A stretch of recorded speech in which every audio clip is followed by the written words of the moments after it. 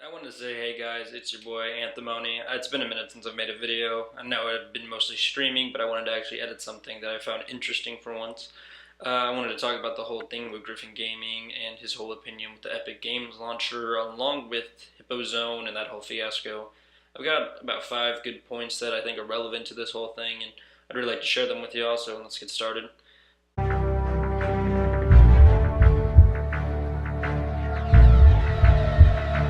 My first point would be the whole Hippo Zone ban on Twitter, that whole fiasco, and it just got relieved last night, Friday, which I'm re-recording over.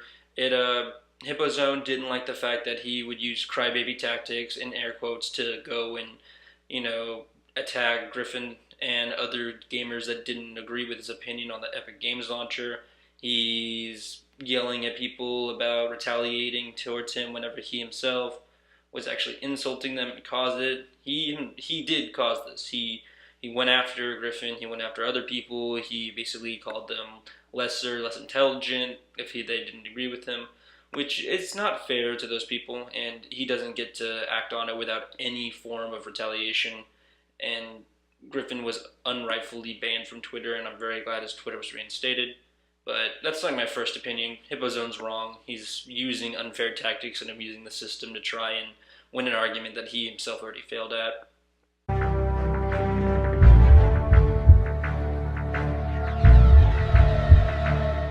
Now, my second point here is the whole Epic Games launcher opinion. I'm surprisingly enough siding with Griffin on this. Griffin had completely coherent arguments. All of his stuff was factually based. His opinion was sound. And he wasn't going off of some radicalized idea of what the Epic Games launcher was. He was talking about the issues with spyware, the exclusives, the way Epic Games handles their marketing tactics, which is kind of scummy compared to Steam and other areas of the PC world where it's all free platformed and a shareable market. In all my opinion, he's right. Epic Games Launcher, I mean, they have the whole Chinese spyware thing. Next thing you know, you have Mao Zedong checking your IP, seeing what you have on your computer. I don't think we want that, and I know the Republic of China, great government system and everything, but I really don't like the fact that the president of China can see what type of search history I have, personally. I don't think he'll do anything with it, but it's not comforting to know I have spyware on my computer, my personalized workstation, and that for me is a big one, having that type of stuff on your computer.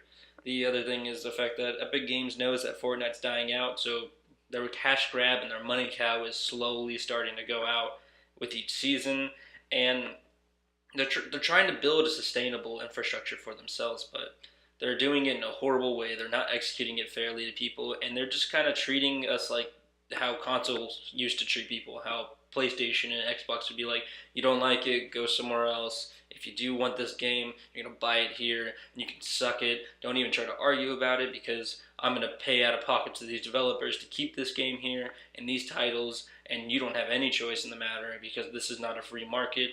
And that's a scumbag move, and I don't like Epic Games' Fortnite. I don't like Fortnite at all, but that in itself is just irredeemable in my eyes as a consumer, and they do not deserve any of my money or my notoriety in any manner.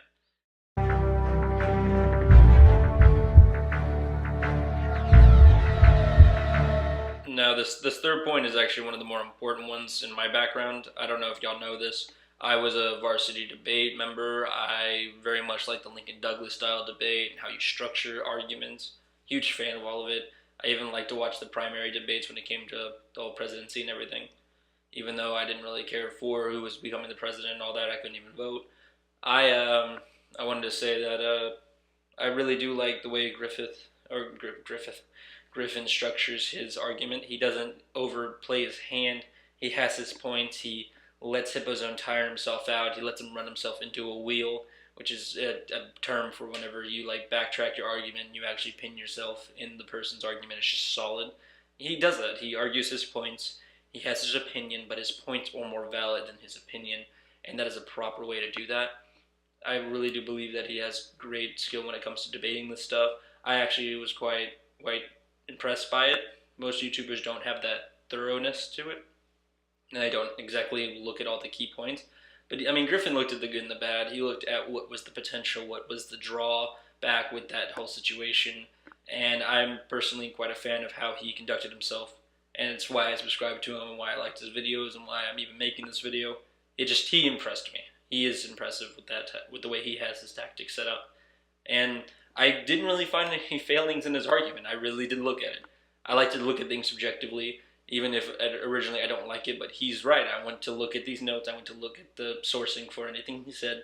He's not wrong. He's valid. He would 100% be acceptable in any actual formal debate. And I mean, it was really impressive. So I really did like watching your videos, Griffin. It was great.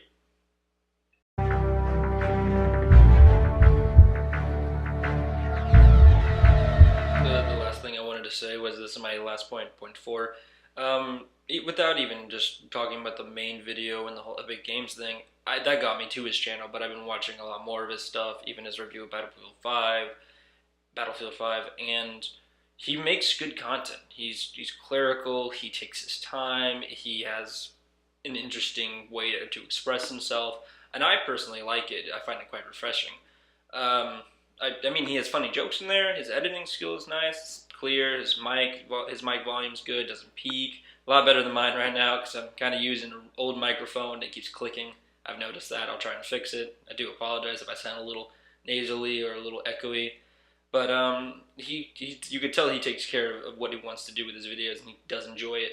And that's like the best thing to see out of a content creator, is their actual pride in their work and doing what they want to do. And that's really what this means, is when you do YouTube stuff. It's just expressing yourself in a way that you find up to your standards. And I think he's gone beyond his standards. He looks great in all of his videos with how he does his stuff and conducts himself.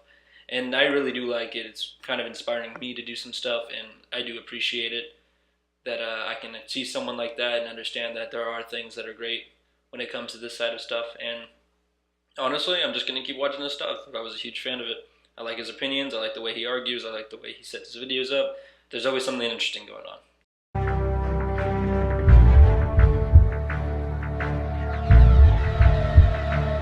Alright, this will be my conclusion to the video. I wanted to say my point. Hippo's Zone, his tactics, they're not working. His argument is flawed. Epic Games Launcher, horrible idea. Shouldn't even be a thought. Shouldn't even be a concept. Everything they're doing business-wise is just horrible for the consumers on PC. And just in general, it's just scummy tactics from a business corporation. And the points that are argued, all of it was great. I fully enjoyed Griffin's channel and everything he does. I'm going to stay on that, keep watching. I mean, even if this video doesn't get any reaction, even if no one watches this, at least I'll still get to see good content created. And that's really what inspires me to keep doing this.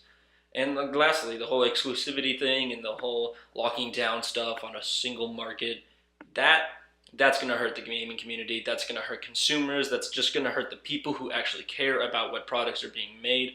And it's time that game companies learn this. They need to learn this lesson. You make products for the consumer. The consumer does not expect you to make products they do not want.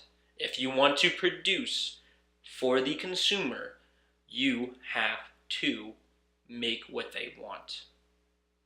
If you keep doing this, people will get sick of it. A lot of people act like sheep when it comes to this stuff, like their favorite company can never go wrong. It's a company. It has people in it. They fail. And sometimes those people are greedy. Now, if those people are greedy, it's good for them to get a little kick in the head once in a while. Do not fuel people like the CEO of Epic Games who do this stuff, or the people at EA, or any gaming company. Do not fuel this. Give them hubris. They are only human. Make them realize how much they need us, so we get what we want from them. That is the beauty of it.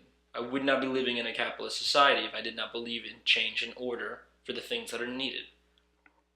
That's the last thing I'm going to say about this.